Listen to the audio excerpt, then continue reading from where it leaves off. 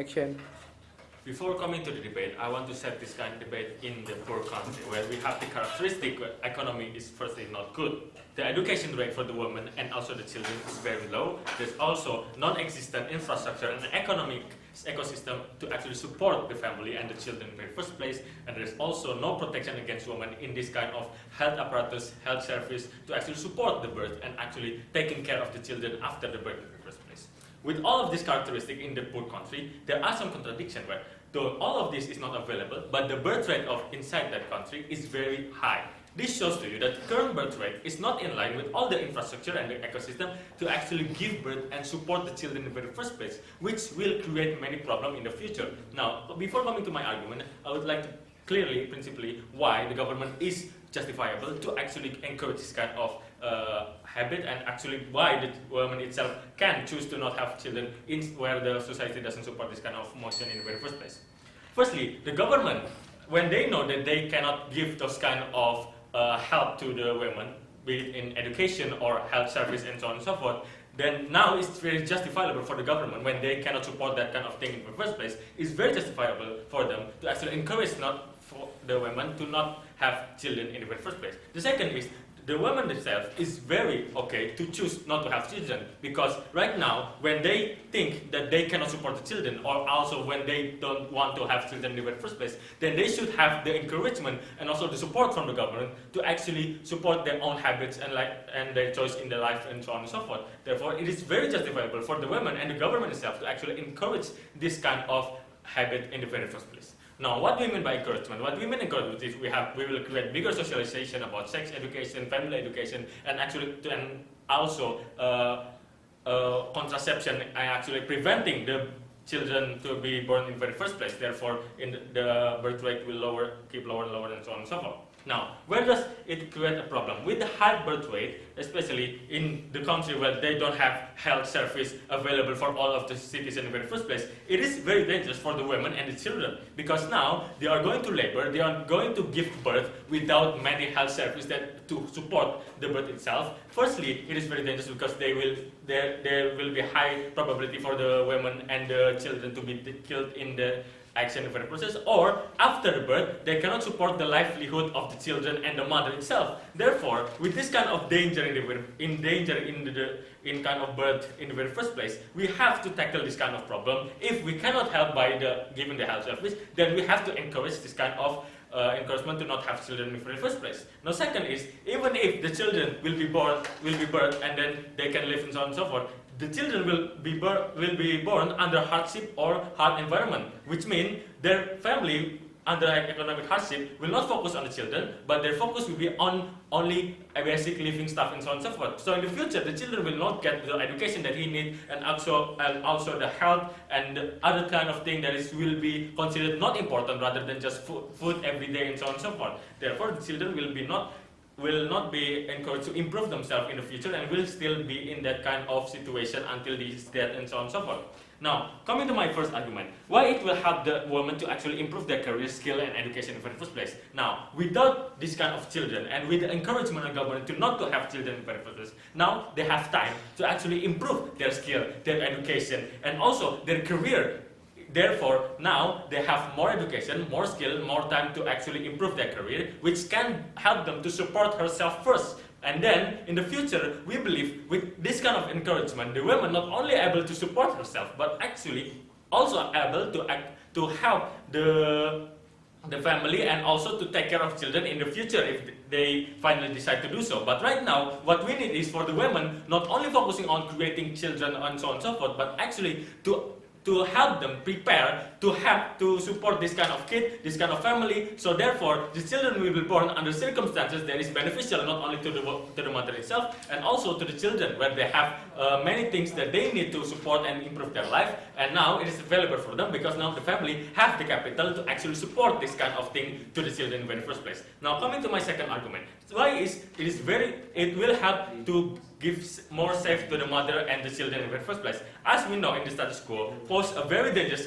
very dangerous condition for both the mother and also the children in the very first place, right? With the medical service and medication not available for all the people. Now, what we need to consider is to have a children is not only about the birth, but actually before and after birth. Now, if we don't have the capital and if we don't have the resources to actually support the children before, during, and after the birth in the first place, it is very dangerous for both of the women and also the children, because it is very dangerous for you to have children with insufficient malnutrition for the woman and also to the children in the very first place. And with this kind of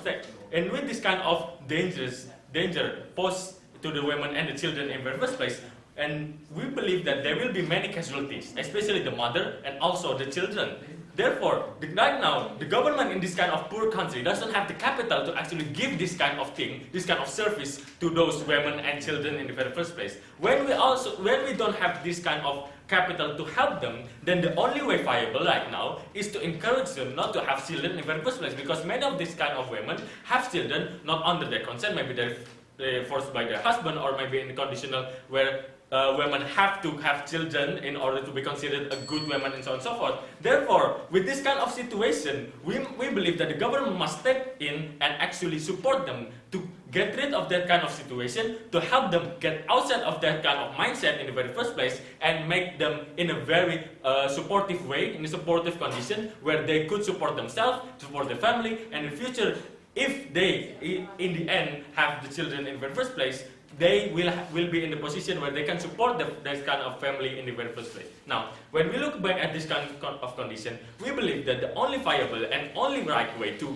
support this kind of women and support the growth of the nation in the very first place is through this kind of encouragement to not have children in the very first place, because this kind of burden to the society and also burden to the economic, where the economic itself is already very burdened with the situation right now, and with all of these new citizens and also new people to actually feed and actually support in the very first place, it is very not beneficial for us as a country to just let this kind of trend continue and so on and so forth. Therefore, we believe in the end, what we need to do to support this kind of women is to encourage them not to have children in the very first place. Thank you. When my first speaker only talking about the practicality upon the poor country itself, in here I want to understand that case, and second of all I want to talk about the feminism itself.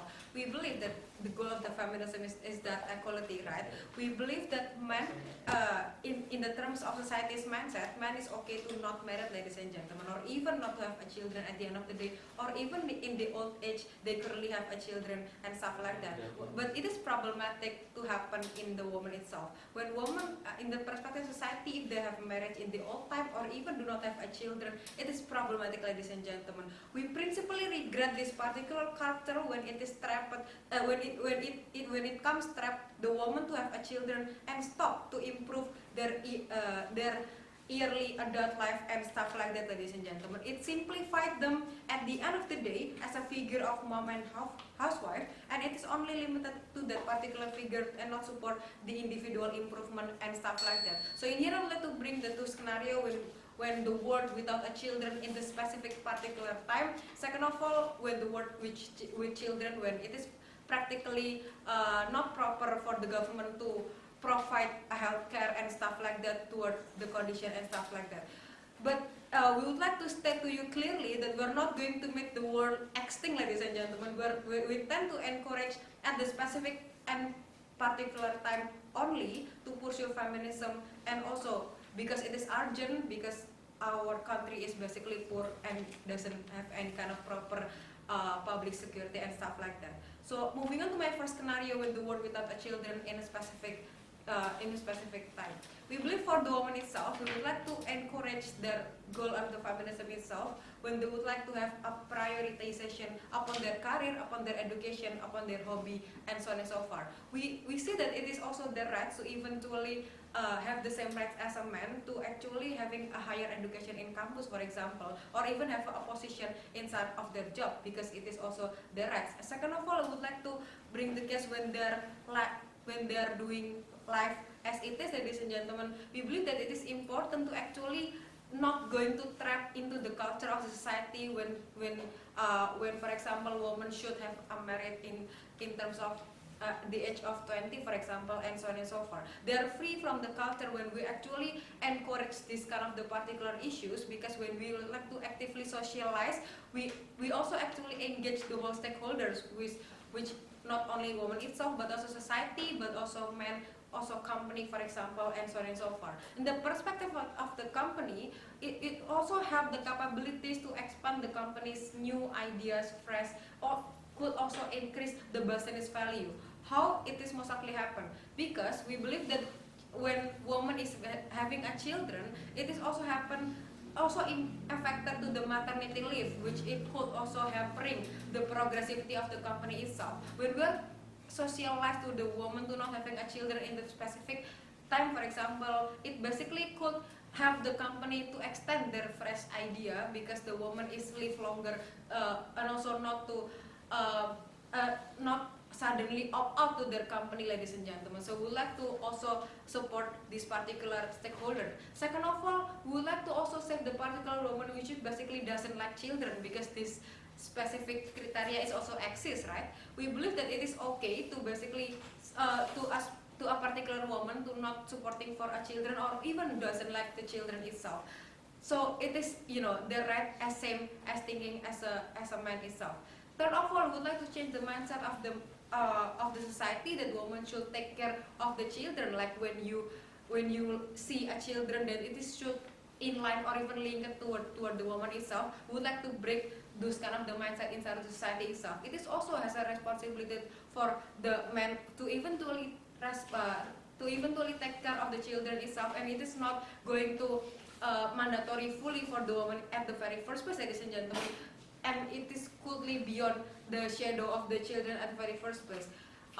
Upon the practicality of the government itself, when the government in this our debate is a very poor country in which they could not provide a health care or even a protection towards both children, education, for example, or even the woman at the end of the day, it is very urgent and problematic to stop the birth rate in the specific area, ladies and gentlemen, because it is also burdening the progressivity of the government itself, when government cannot provide free education or even a good healthcare at the end of the day. First of all, in the perspective of the children itself, we believe that every children want to have a good quality of life, right? Having to fulfill their basic necessity, technology, education, school, healthy food, and so on and so forth. They also at the end of the day would like to having a good discussion partner between them and also their parents, right? We believe that when in this case, when women are basically fulfilling their education first, and also at the end of the day they are wondering to they are being a good person, for example, because they are educated well. We believe that this kind of the children also have a privilege at the end of the day to have a good parent. At the end of the day, ladies and gentlemen, it happens when our base case is applied. But how? When this kind of woman is basically cannot expanding or even improving their life, or even at the end of the day they fail to pursue a higher education, we say that this is okay to begin with, because at least they are ready emotionally to have a children, and we see that in order to have a children, it needs a serious attention and so far, ladies and gentlemen. At least we have given the woman as a chance to actually improve the goal of the feminism itself, and actually expanding their hobbies and so on and so forth. In terms of third party, for example, a husband or even a parent or even a family itself, they want to have the best wife, right? They want to have a figure that have a better quality of life at the end of the day. When we let them free, when we let them don't have a children at a specific area, they should have such kind of a free time to actually improving their life, for example, expanding the education and so on and so forth. But the worst case is that when the woman is not that developed, then it is okay, because at least government has no burden to actually having such kind of a much or even a huge population at this era, ladies and gentlemen. We see that this is problematic when government need to allocate their budget fully for those kind of the masses which is basically bombing at the time, ladies and gentlemen. That's why it is okay for us to actually expanding the population of the children at a specific of time. We proudly propose. Jangan lihat aku,